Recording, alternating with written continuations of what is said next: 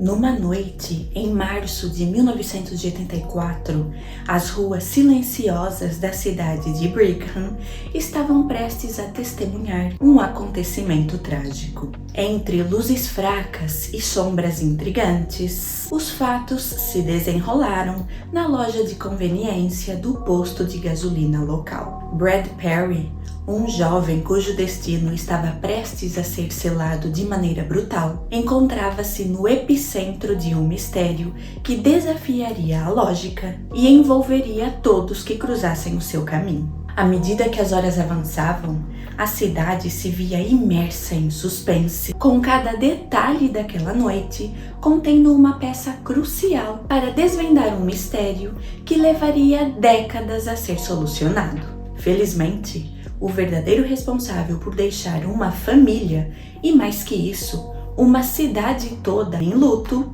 foi identificado e capturado. O que aconteceu com o auxílio da genética forense.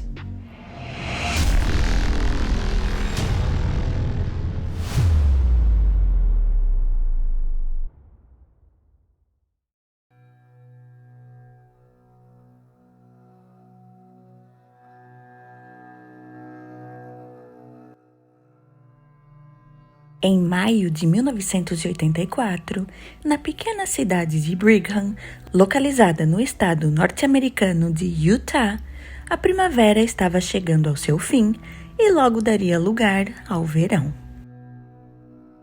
Com a subida das temperaturas, a família Perry decidiu ir de férias. Eles, todos os anos, tiravam férias antes do início da alta temporada. Isso porque a família Perry administrava um posto de gasolina self-service que também possuía uma pequena loja de conveniência, e no auge do verão era quando eles mais faturavam. Assim sendo, os membros da família decidiram que, antes do verão começar, iam tirar uns dias de descanso antes das longas semanas de trabalho duro que os aguardavam pela frente. O casal Perry tinha 3 filhos e 2 filhas, e no dia 24 de maio de 1984, eles celebraram o aniversário de 22 anos de um de seus filhos, Bradley, e no dia seguinte, todos fizeram as suas malas e, cheios de energia e em clima de descontração, se despediram de todos os seus vizinhos, pois afinal, aquela era uma cidade pequena onde todos se conheciam. Os Perry seguiram rumo à Califórnia, que ficava a 1.200 quilômetros da cidade onde eles viviam, no estado de Utah. Todos, menos Bradley, que decidiu que naquele ano não ia embarcar na viagem com sua família. Bradley, conhecido por todos como Brad, era um estudante aplicado e muito determinado. Ele estava terminando seus estudos na universidade e queria juntar algum dinheiro. Para tal, ele disse à sua família que naquele ano, em vez de sair de férias, ele preferia ficar trabalhando na loja de conveniência de sua família e assim poupar o dinheiro que ia ganhar com a comissão de suas vendas. O que Bradley não sabia era que a decisão de não tirar férias e ficar a trabalhar, apesar de parecer sábia, teria implicações drásticas em seu futuro e o colocaria no centro de um mistério que demorou décadas a ser solucionado.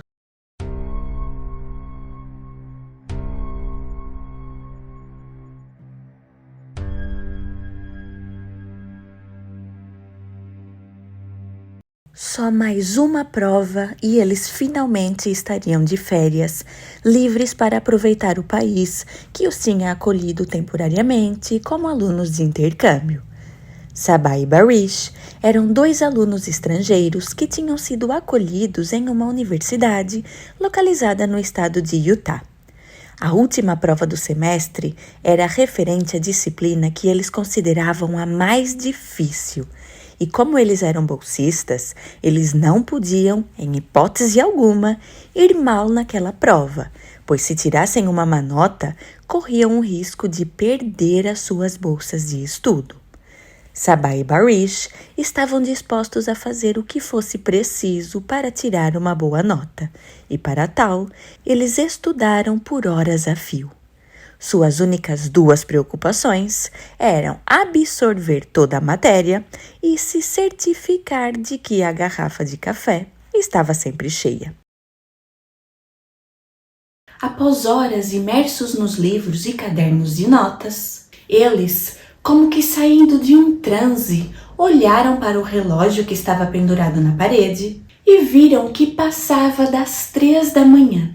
Como que aproveitando este momento de lucidez, os seus estômagos decidiram lembrá-los de que a última refeição que eles tinham feito tinha sido há quase 10 horas. Sabah e Barish, confiantes de que tinham estudado o suficiente para tirar uma boa nota e decididos a silenciar os seus estômagos ruidosos, entraram no carro e saíram vagando pela noite, em busca de algum lugar onde eles pudessem comprar algo para matar a sua fome. Mas, após rodar por alguns minutos e sem sucesso no tocante a encontrar algum restaurante ou trailer que servisse algum tipo de comida rápida e que estivesse aberto, Sabah e Barish tiveram o seu primeiro infortúnio daquela noite. Ao olhar para o ponteiro que indicava o nível de combustível, eles viram que este estava no vermelho e que, se eles continuassem a busca por comida, em breve ficariam no meio da rua sem gasolina. Sabah disse a Barish que ele sabia onde ficava o posto de gasolina mais perto. E os dois foram então até lá com o objetivo de abastecer o carro, comprar um maço de cigarros e, quem sabe, comprar algo na loja de conveniência que lhes tirasse um bocado da fome. Por volta das 3h50 da manhã, Sabah e Barish chegaram ao posto de gasolina e se dirigiram até uma bomba self-service. A bomba de combustível era self-service e, por isso, os dois amigos acharam muito estranho quando, como se surgido do além, um homem apareceu à frente deles e lhes disse que era ele quem ia colocar o combustível no carro dos estudantes. O tal homem disse explicitamente a Sabah e Barish que eles não podiam entrar na loja. Ele então perguntou o que eles queriam. Sabah disse que queria $5 de combustível e entregou ao homem uma nota de 5. O homem colocou no carro de Sabah o equivalente a $5 de gasolina e, a seguir, com um olhar distante e vazio, mas ao mesmo tempo penetrante, ele virou-se para Barish e perguntou o que ele queria. O jovem, assustado, disse-lhe que apenas queria um maço de cigarros e também lhe entregou uma nota de $5. O homem então, calmamente, saiu andando na direção da loja de conveniência, onde ele entrou, ficou alguns instantes e, a seguir, retornou. Em suas mãos, ele tinha um maço de cigarros e algumas notas de $1. Barish perguntou quanto é que o maço lhe ia custar e, para sua surpresa, o homem lhe disse que o maço custava exatamente $1. Neste momento, o homem lhe estendeu a mão e, além do maço de cigarros, entregou-lhe 4 notas de $1. Ao olhar para as notas, Sabah e Barish ficaram em pânico. As notas que estavam sendo seguradas pelo homem misterioso, assim como a sua mão, estavam cobertas em sangue.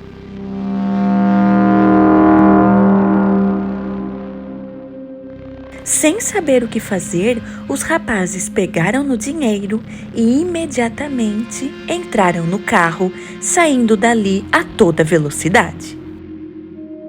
Os acontecimentos daquela noite não pareciam reais. Sabah e Barish tinham a sensação de que a qualquer momento eles iam despertar daquele pesadelo com a cabeça pousada entre os seus cadernos e livros. Mas aqueles fatos eram reais. Em silêncio, eles percorreram a rodovia sem muito bem saber o que dizer ou fazer, até que, Depois de percorrer cerca de 8 quilômetros, eles encontraram um telefone público na beira da estrada. Eles pararam então o carro no acostamento e Barish, trêmulo e tropeçando em seus próprios pés, dirigiu-se até o telefone, onde ele discou o número de emergência e relatou a situação perturbadora que tinha acabado de acontecer. Momentos depois, um carro de patrulha chegou ao posto de combustível. Os 2 policiais que estavam no veículo saíram da viatura e, com passos curtos e cuidadosos, caminharam na direção da bomba de gasolina. Eles verificaram que o local estava completamente deserto. Não havia sinal do tal homem misterioso. A seguir, eles caminharam na direção da loja de conveniência e o que eles encontraram lá foi uma cena aterrorizante. No chão do estabelecimento, o corpo de um homem repousava sobre uma poça de sangue. Suas mãos haviam sido atadas atrás de suas costas com recurso a um fio.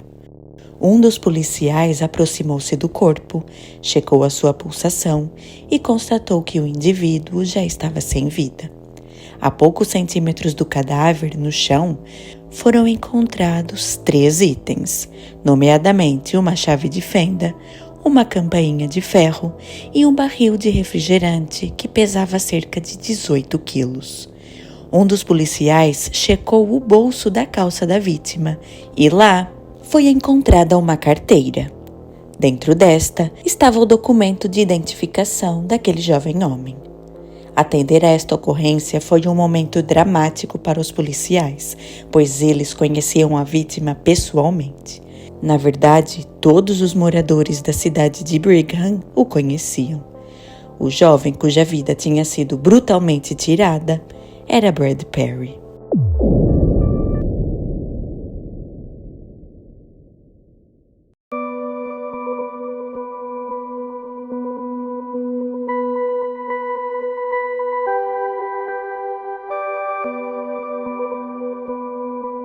Sabah e Barish compareceram à delegacia para dar informações acerca dos eventos que tinham acontecido no posto de gasolina.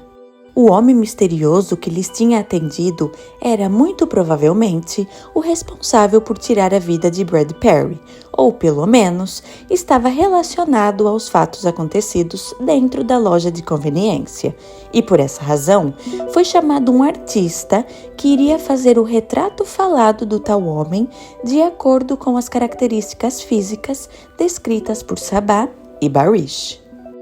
O artista que entrou na sala de entrevista ouviu atentamente os relatos dos 2 estudantes e, após um certo tempo, finalizou o retrato. Quando Sabah e Barish viram o retrato feito pelo artista, eles disseram que o que estava ali no papel em nada se parecia com o homem que estava no posto de combustível. Foi feito então um novo retrato falado, mas mais uma vez, o que estava no papel não correspondia ao que eles estavam tentando retratar. Até que Sabah perdeu a paciência com a inabilidade do artista em retratar o que eles estavam tentando descrever. E ele disse que ele mesmo faria o retrato falado do tal homem misterioso. O artista então entregou o lápis e o papel a Sabah, que fez o retrato do homem que ele e Barish tinham visto há pouco tempo no posto de combustível. Eles foram contundentes em relação à descrição dos olhos do suspeito, afirmando que olhar para os seus olhos era como olhar para um abismo. Eles eram escuros e vazios. A família de Brad, que estava de férias na Califórnia, foi contactada pelos policiais e lhes foi transmitido que Brad, o responsável e batalhador rapaz de 22 anos, tinha sido brutalmente assassinado. Os seus pais e irmãos ficaram em choque e, mesmo sem conseguir processar a notícia que tinham acabado de receber, fizeram as malas e iniciaram uma longa viagem de volta ao estado de Utah, na esperança de que tudo aquilo fosse um mal-entendido ou uma piada de mau gosto, e que ao chegar à cidade de Brigham, eles iriam encontrar Brad sorridente, atrás do balcão da loja de conveniência, perguntando o porquê deles terem voltado mais cedo para casa. Mas, infelizmente, não foi isso que aconteceu. Ao receber a notícia devastadora da perda de Brad, a comunidade de Brigham se viu envolvida em uma atmosfera de luto e choque. O posto de gasolina, agora transformado em um local de crime, tornou-se um ponto de peregrinação para amigos, familiares e curiosos, todos tentando entender como um jovem tão querido e trabalhador tinha encontrado um destino tão trágico. A delegacia de polícia estava intensificando os esforços para resolver o caso. O retrato feito por Sabah, com sua descrição detalhada dos olhos vazios do suspeito, tornou-se uma peça-chave na investigação. Enquanto isso, os pais e os irmãos de Brad enfrentavam um retorno doloroso de volta à cidade, onde a realidade cruel da situação começava a se desenrolar diante deles. O corpo de Brad foi submetido a uma análise pós-mortem, a qual identificou em sua caixa torácica a presença de múltiplos ferimentos feitos com um objeto pontiagudo, possivelmente a chave de fenda que foi encontrada ao lado de seu corpo. E também foi observado que Brad teve o seu crânio fraturado devido a golpes feitos com um objeto contundente, possivelmente a campainha de ferro e o barril de refrigerante que também estavam na cena do crime. A seguir, o corpo de Brad foi sepultado. O seu funeral foi marcado por lágrimas, abraços consoladores e discursos emocionados de amigos que compartilharam histórias de gentileza e dedicação. Os moradores de Brigham sentiam a falta de sua presença vibrante na pequena cidade, e a raiva e o medo começaram a crescer à medida que o assassino ainda estava solta. Enquanto isso, a polícia seguia diversas pistas, mas o enigma do homem misterioso do posto de combustível permanecia. Os detetives exploraram as conexões de Brad e a sua vida pessoal e profissional. Tudo isso em busca de qualquer motivo que pudesse levar uma pessoa a cometer um crime tão brutal. A cidade estava em alerta e o medo pairava no ar, enquanto todos se perguntavam quem poderia ser o responsável pela morte de Brad. Cada sombra, cada passo desconhecido fazia com que a comunidade se sentisse vulnerável. Entretanto, o que ninguém sabia era que os policiais já tinham um suspeito sob custódia.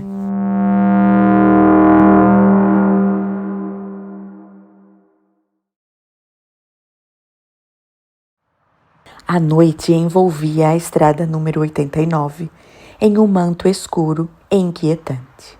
Os faróis da viatura policial cortavam a escuridão, revelando apenas fragmentos da paisagem desolada à beira da estrada. Foi então que eles avistaram uma figura solitária no acostamento. Um homem caminhava lentamente, como se carregasse em suas costas o peso de um fardo invisível. A visão suscitou uma sensação de alerta nos policiais, uma intuição afiada que os impeliu a investigar mais a fundo. Ao se aproximarem, os policiais notaram algo perturbador. Manchas de sangue tingiam a sua camiseta e as suas mãos. O coração dos policiais acelerou e a atmosfera ao redor pareceu se carregar com uma eletricidade sinistra. Sem hesitar, os policiais ordenaram que o homem parasse. O suspeito virou-se lentamente, revelando um olhar vago e perturbador. Com cuidado, eles o detiveram e o conduziram até a viatura. O suspense pairava no ar enquanto o homem permanecia em silêncio. O mistério estava apenas começando e a verdade obscura aguardava para emergir das sombras da noite. Os policiais entraram em contato com Sabah e Barish, que, Quando souberam que um suspeito estava sob custódia, foram imediatamente até a delegacia, pois eles estavam dispostos a fazer o que fosse possível para ajudar a fazer justiça por Brad e por sua família. Aos estudantes foram apresentados diversos indivíduos, dentre eles Ellsworth, o homem encontrado vagando pela estrada com suas mãos ensanguentadas. Entretanto, os estudantes não reconheceram nenhum deles como sendo o homem que eles tinham visto no posto de combustível. Ellsworth, apesar de ser considerado momentaneamente suspeito, não estava conectado ao caso Brad Perry. E vale ressaltar que até esse momento, os estudantes Sabah e Barish tinham tido um comportamento exemplar como testemunhas, pois eles saíram do local do posto de combustível em segurança. A primeira coisa que eles fizeram foi chamar a polícia. Eles conseguiram fazer um retrato falado do suspeito e agora eles não tinham identificado Ellsworth de forma errônea. Entretanto, com a exclusão de Ellsworth como suspeito, os detetives, agora enfrentando a falta de pistas sólidas, viram-se diante de um desafio cada vez maior em busca da verdade. O mistério persistia, envolvendo a comunidade em uma teia de incertezas, enquanto o verdadeiro culpado permanecia nas sombras. Os investigadores tinham analisado e reanalisado todas as evidências coletadas. Tudo o que eles queriam era uma pista ou alguma testemunha que apontasse para uma pessoa em particular, mas não havia absolutamente nada. As pistas que eles tinham pareciam não levar a lugar nenhum. A investigação do assassinato de Brad Perry parecia fadada ao fracasso. A cada dia que passava, os investigadores ficavam mais frustrados com o fato de não conseguirem fazer justiça pela morte de Brad. Mas anos se passariam até que, finalmente, uma luz seria lançada sobre o caso.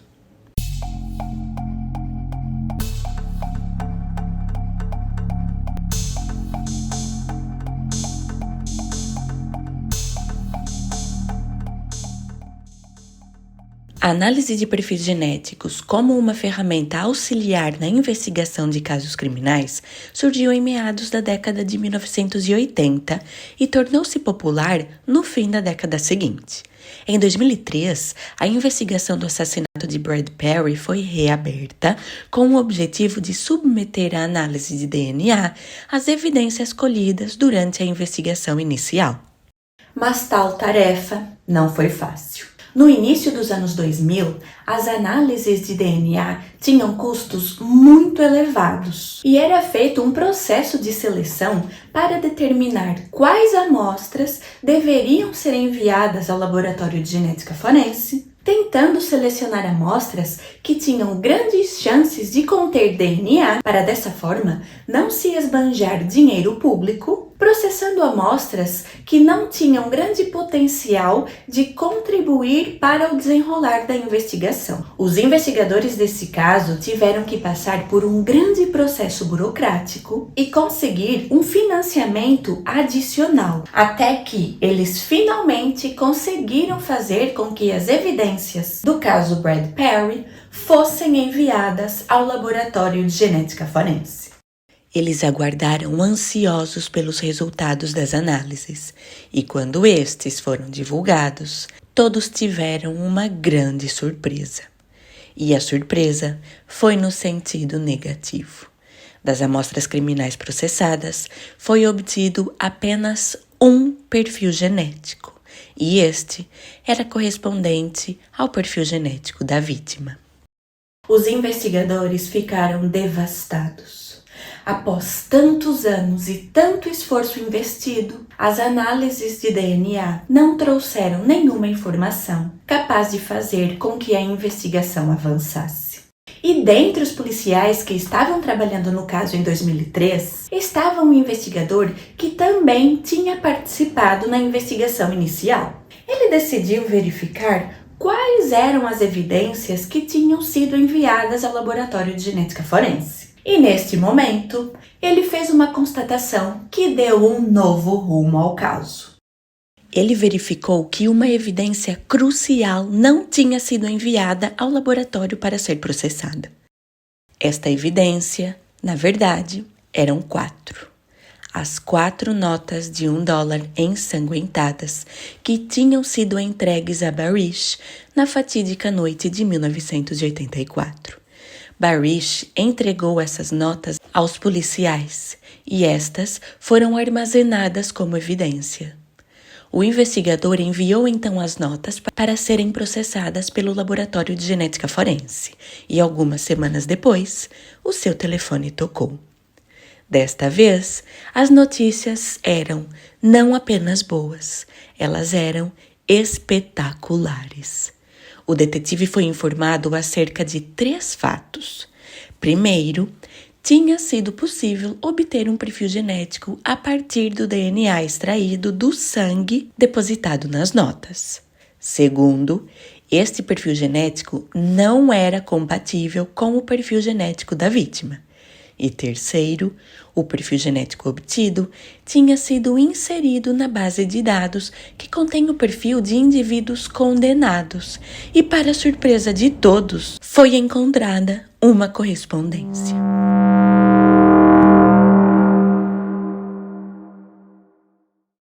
O DNA depositado nas notas de $1 correspondia a um indivíduo chamado Glenn Griffin, que estava detido em uma prisão no estado da Califórnia. O perfil genético de Glenn foi inserido na base de dados de criminosos condenados porque ele tinha sido condenado a cumprir uma pena em regime fechado por operar um laboratório clandestino de produção de metanfetaminas. Mas Glenn tinha uma extensa ficha criminal e tinha passado a maior parte de sua vida adulta saindo e entrando na prisão. Antes de ir falar com Glenn, o detetive do caso decidiu investigar a sua vida. E essa investigação incluiu não apenas a leitura de registros, mas também uma entrevista com a mãe de Glenn para ter uma ideia sobre o seu perfil como indivíduo. E o que a mãe de Glenn disse sobre ele foi perturbador. Ela reportou que Glenn sempre foi uma criança problemática e a situação tornou-se pior quando ele entrou na adolescência. Ele era um jovem violento que roubava dinheiro das pequenas lojas locais e maltratava animais. E aqueles que ficarem até o fim do vídeo vão descobrir mais uma informação muito relevante acerca do passado de Glenn. Pois bem, com o intuito de fazer uma comparação visual entre Glenn e o retrato do suspeito elaborado por Sabah, o detetive perguntou-lhe se ela tinha alguma fotografia de Glenn que tivesse sido tirada por volta de 1984. E, felizmente, ela disse que sim. Ao olhar para a fotografia, o detetive constatou que Glenn era muito semelhante ao retrato falado do suspeito. O detetive encarregado da investigação estava decidido a desvendar os mistérios ocultos por trás da morte de Brad Perry.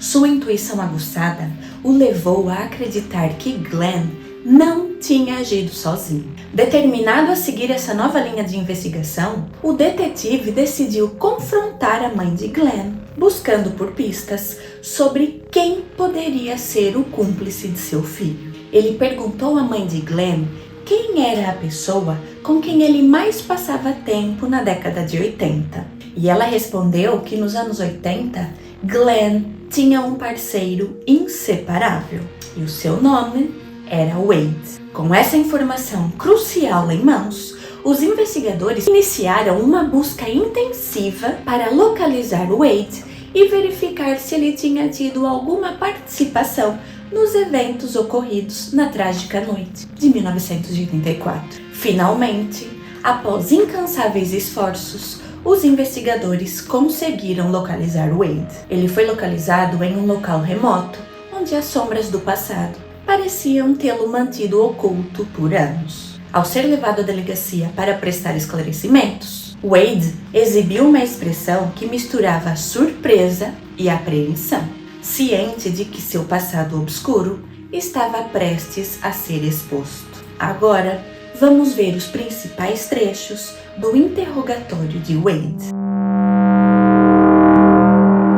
Ok, então você nos dá permissão para gravar essa entrevista, certo? Claro, siga em frente. A seguir, o detetive disse a Wade que aquela entrevista era sobre o assassinato de Brad Perry ocorrido em 1984. É sobre este crime que nós estamos falando. Oh, meu Deus. Wade, você tem que ser sincero conosco. A atmosfera na sala de interrogatório estava carregada de tensão quando Wade, inicialmente relutante, acabou cedendo à pressão do detetive.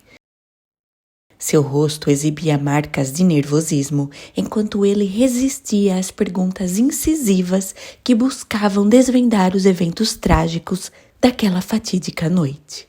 Após um certo tempo sendo questionado, com um suspiro profundo, Wade começou a falar. Sabe de uma coisa? Fui eu. Eu me lembro disso. A seguir, Wade relatou em detalhes os acontecimentos daquela noite.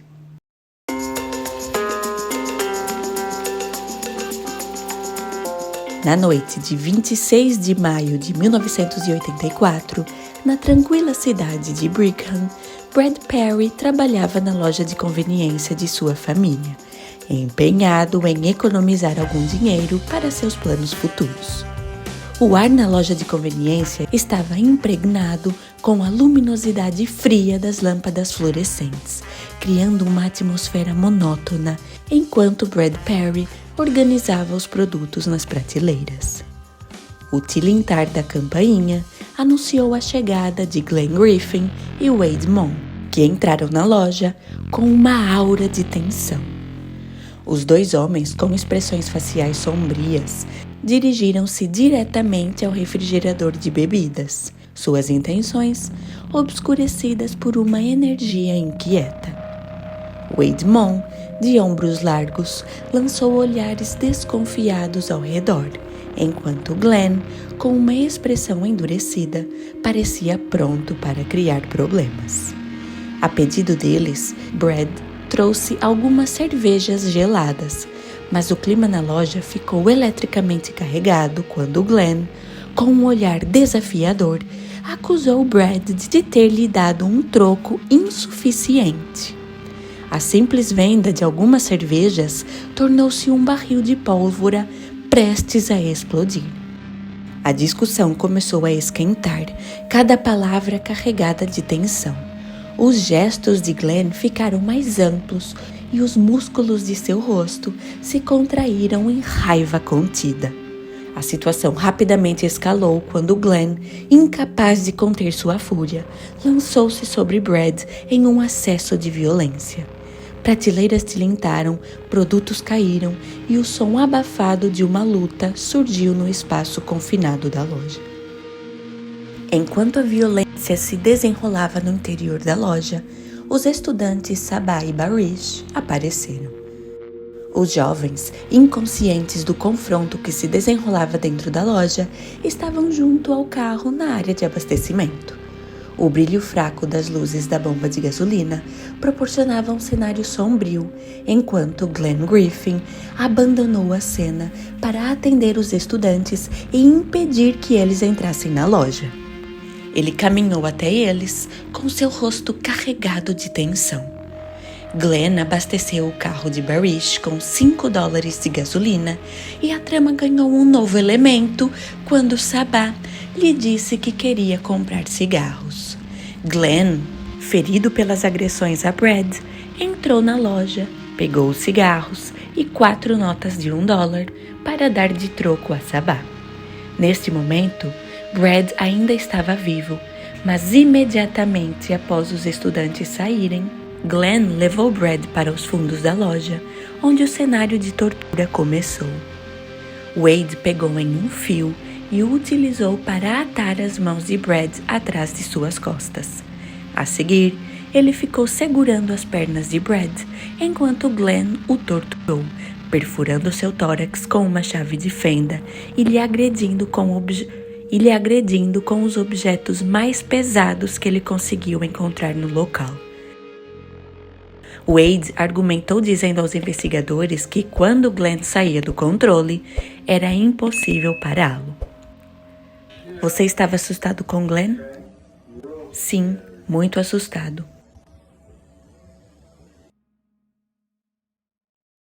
O sangue de Glenn, resultado de ferimentos que ele adquiriu enquanto agredia Brad, ficou depositado nas notas de $1, tornando-as uma pista crucial.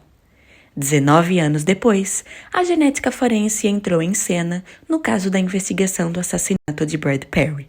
Das amostras biológicas presentes nas notas, foi possível extrair DNA e obter o perfil genético do doador daquela amostra. Quando esse perfil foi inserido no CODIS, houve uma correspondência com o perfil de Glenn. Graças ao DNA, o passado, enterrado por décadas, ressurgiu para cobrar justiça.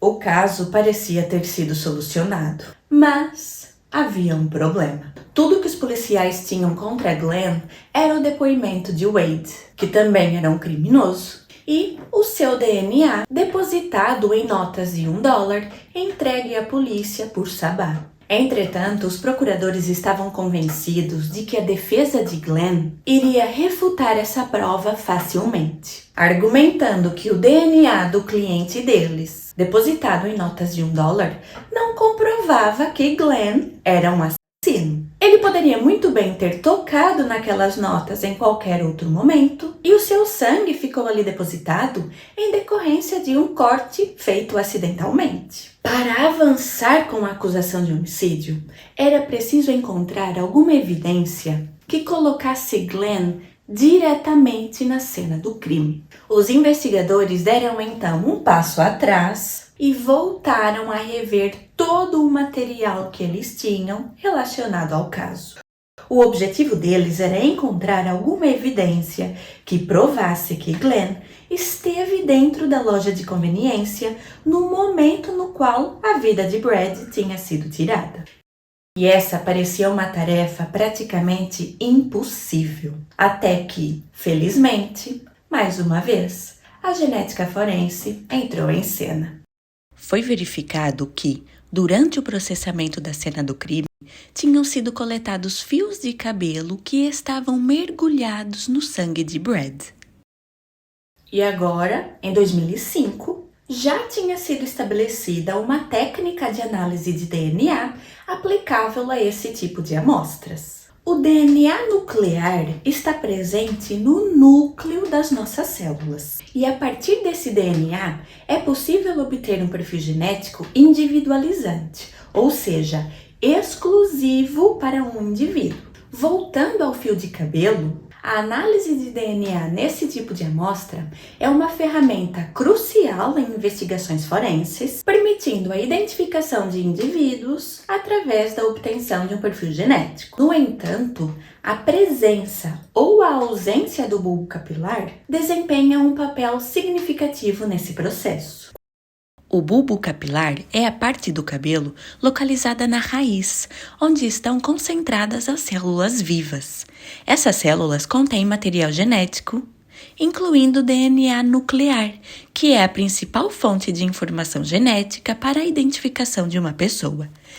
Ao analisar o DNA do bulbo capilar, nós geneticistas conseguimos obter um perfil genético exclusivo de um indivíduo. Quando o fio de cabelo não possui o bulbo, a análise desse tipo de amostra torna-se desafiadora. A haste do fio de cabelo é constituído por células mortas e altamente queratinizadas, o que faz com que o DNA nuclear nesse tipo de amostra esteja altamente degradado. Mas nesses casos, nós podemos recorrer à análise do DNA mitocondrial. As mitocôndrias são estruturas celulares presentes em grande quantidade em células capilares. As mitocôndrias são organelas celulares que contêm um DNA próprio, cuja molécula é circular, está protegida pela membrana dupla da mitocôndria e é muito menor quando comparada às moléculas que compõem o DNA nuclear. Por estas e outras razões, é possível analisar o DNA mitocondrial em amostras muito antigas ou em células onde o DNA nuclear está degradado, como é o caso das hastes de fios de cabelo. Entretanto, o DNA mitocondrial tem herança exclusivamente materna e não sofre recombinação durante a fecundação. O que acontece é que, quando um espermatozoide fecunda um ócito, a única parte da célula do espermatozoide que vai entrar no ócito, por assim dizer, é a cabeça do espermatozoide. Todas as suas mitocôndrias estão localizadas numa região chamada peça intermediária. E no momento da fecundação, essa peça intermediária não entra no ócito, ou seja, as mitocôndrias do pai, do espermatozoide, não vão fazer parte do ovo. E assim sendo, todas as mitocôndrias que um indivíduo possui contêm única e exclusivamente DNA mitocondrial oriundo de sua mãe. Assim sendo, todos os indivíduos pertencentes a uma mesma linhagem materna, salvo mutações, vão apresentar a mesma informação genética. E assim, a análise do DNA mitocondrial não permite a identificação individual do doador de uma amostra, pois todos os indivíduos da sua linhagem materna, salvo mutações, possuem o mesmo haplótipo para o DNA mitocondrial. Mas, quando o único DNA que se tem como evidência é o DNA mitocondrial, a sua análise é muito importante também porque ela permite a exclusão ou não de suspeitos. Voltando ao caso, o tempo estava passando, a data do julgamento estava chegando e, além do depoimento de Wade, a única evidência que apontava para a culpabilidade de Glenn era o seu DNA encontrado nas notas de $1. Prova essa que poderia ser refutada pela sua defesa. Como mencionado, foi verificado que, durante o processamento da cena do crime, tinham sido coletados fios de cabelo que estavam mergulhados no sangue de Brad. E pouco tempo antes do julgamento começar, os investigadores conseguiram fazer com que esses fios de cabelo fossem submetidos a uma análise de DNA. Como esses fios não possuíam o bulbo, eles foram submetidos a uma análise de DNA mitocondrial. No estado de Utah, este tipo de análise nunca antes tinha sido empregada em um caso criminal. Os fios de cabelo foram enviados ao laboratório de genética forense e, a partir destes, foi obtido o haplótipo de DNA mitocondrial do doador daquela amostra. Este haplótipo foi comparado ao obtido a partir de amostras fornecidas por Glenn. E os resultados indicaram que não era possível excluir Glenn como sendo o doador daquelas amostras de fio de cabelo. A defesa de Glenn podia explicar como seu DNA foi parar nas notas de $1 e podia argumentar que Glenn frequentava aquela loja de conveniência e por isso os seus fios de cabelo tinham ido lá parar, tendo posteriormente sido depositados sobre o sangue de Brad. Mas o que eles não podiam explicar era como seu DNA foi parar nas notas de $1, o seu cabelo sobre o sangue da vítima, como ele era muito semelhante ao retrato falado, ou seja, tudo isso em simultâneo. A única explicação plausível era que Glenn, de fato, era o responsável por tirar a vida de Brad Perry.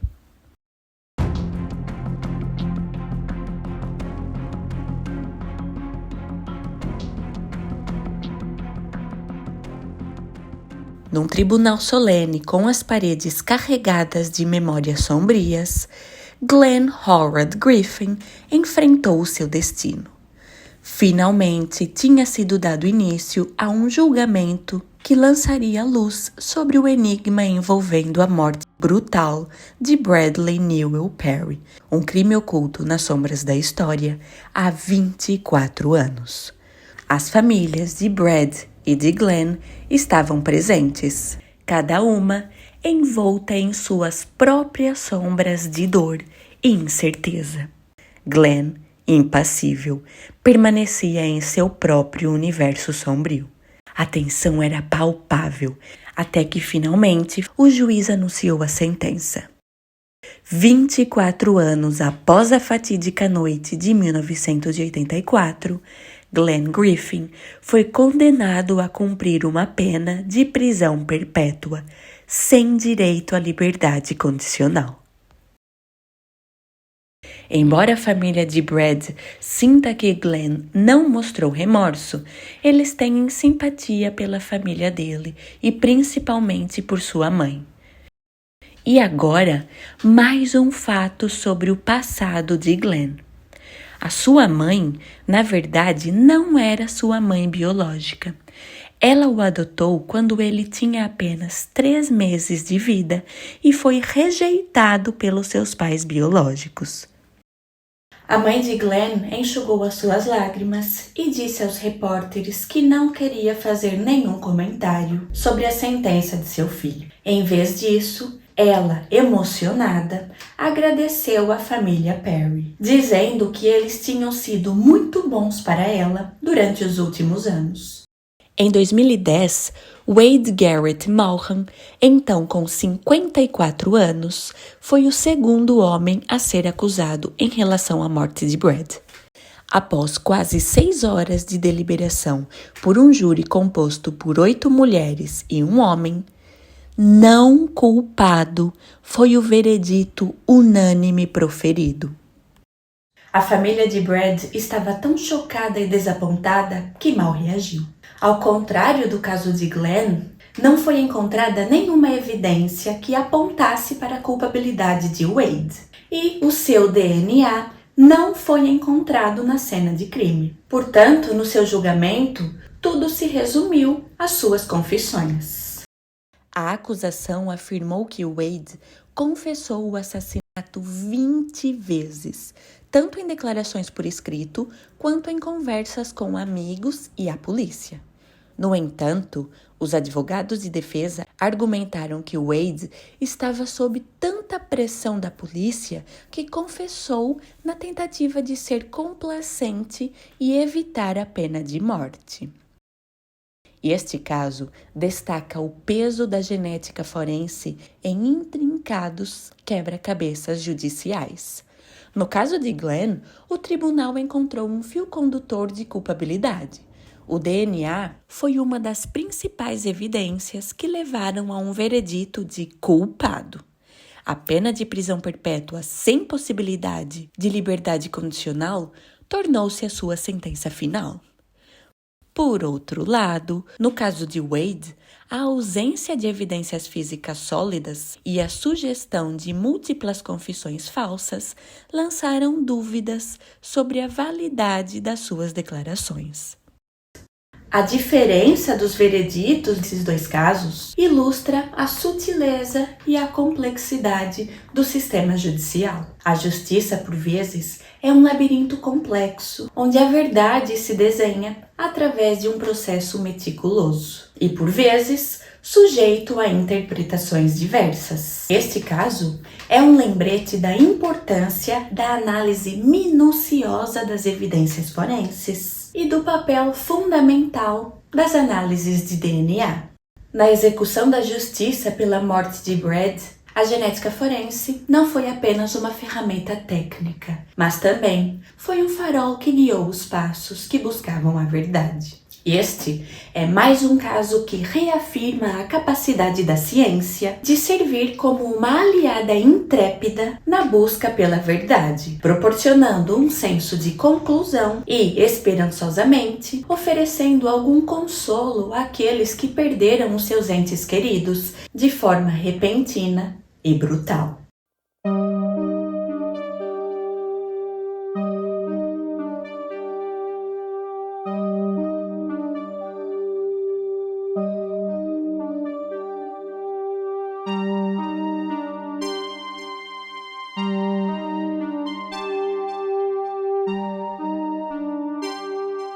Eu espero que você tenha gostado do vídeo de hoje, obviamente não da história em si, mas sim da forma como eu apresentei os fatos. Caso tenha gostado, peço que deixe aqui o seu like como forma de apoiar o meu trabalho. Compartilhe esse vídeo com algum amigo que você julgue que também vai se interessar pelo assunto. E inscreva-se no canal e ative o sininho, pois assim o YouTube vai te avisar todas as vezes que eu postar um vídeo novo por aqui.